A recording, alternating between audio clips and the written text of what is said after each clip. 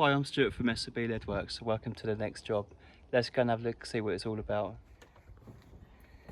Okay, so here we are. We've got this lovely gutter to do today, just 3 bays in it, nice and easy. As you can see, I've already got this first bay already sat in. The timber works lovely on this. We've got a nice 300mm upstand. Made sure we've rebaited the steps back as well. If you don't do that, then when you get the thickness of the lead through there, when you put the other one on, you'll have water just sitting in there, and you'll see like a raised bit where you got the extra thickness of lead. So it's always important to get that rebate cut out. So yeah, so we've already got this first one in place already.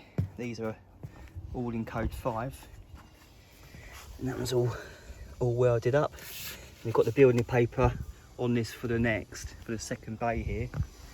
So what I'm doing now is I'm just in the process of knocking this one up. I just want to show you how I'm going to do my cuts for this. There's a few people in the comment section have been asking. So using the chalk line, I've got my backup stand there, which is 100mm. Then I've got my 300mm coming up either side. And then what I do then is I get the angle with a bevel, if I can find it. There it is. So just using the bevel, I just put it in there to get the angle, like so. And then we just come back down here, and you just put that angle at that point there, where your upstands are, right in that corner there, flat against there. What we're going to do is we're going to do a straight cut down there, bend that side up, then we can bend this up, bend that up, and that'll give you a nice weld like that to do. So I'm going to get that one knocked up, and we'll get this second bay in place. Okay, so that's that bay all knocked up now, ready to go. I just wanted to show you it knocked up and which way round to do it. You just want to make sure you do this edge last, otherwise you're going to end up with an upside down weld. So now that's knocked up,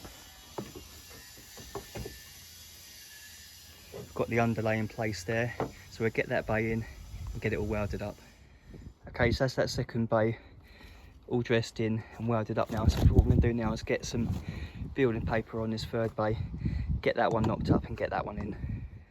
Okay, so that's that last bay all knocked up now. This one's going to be quite awkward because it's fairly wide, so it's hard to get hold of, but anyway, sure, I'll get it in there somehow. So it's all knocked up, got the building paper in, so let's go sit this one in, then we can get that dressed in and welded up. What I've done is I'm just going to have 2 welds coming down the corners there. We're going to have a weld there, and I've cut it, so we're going to have another weld coming down there. Okay, so that's that last bay in now. I'm not going to lie, that one was a struggle, but luckily for me there's a roof tiler working here, and he's helped me get that bay in. I definitely would have struggled trying to get that in on my own. So yeah, more hands make light work, definitely. So that's that one all in, and I've just finished welding up these corners as well. There's that one welded up there. I've got that one welded up there as well. So what I think I'm going to do next, rather than concentrating on finishing these steps, I think I'm going to work my way from the front now, just in case I do run out of time. At least the tiler can get on and start from here and come through. I think I probably will get it done, but you never know. So what I'm going to do, I think now, is concentrate on finishing this front off. I'm just going to weld a piece of lead all the way through there. I'm going to weld it through there, and come down at an angle, and then just come down and cover all that tile there. So I'll get that made up, get that one welded in, and then we can have a look at finishing these steps off. Okay, so that's that front all finished off now, and all nicely welded up. So now that's that front done, what I'm going to do now is concentrate on getting these steps down. I think what I'm going to do, I think I'm going to boss these ones. So we get these steps all bossed down, and then we can get them trimmed up.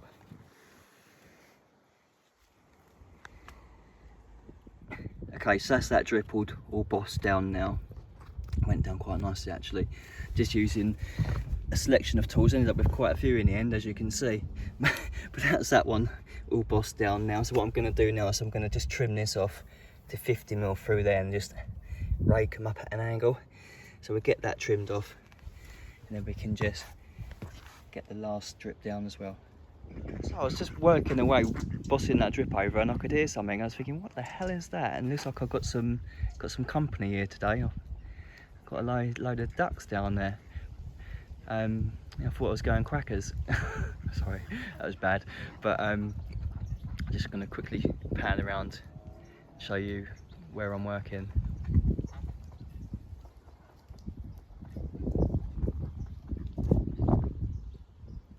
Okay, so that's that drip all dressed down as well now, all bossed in and trimmed.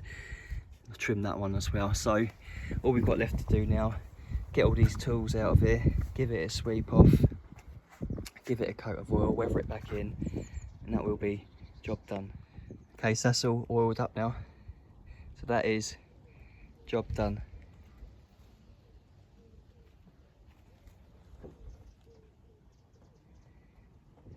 So I hope you liked this video. If you did, please give it a thumbs up. You can check me out on Instagram at SLB Leadworks.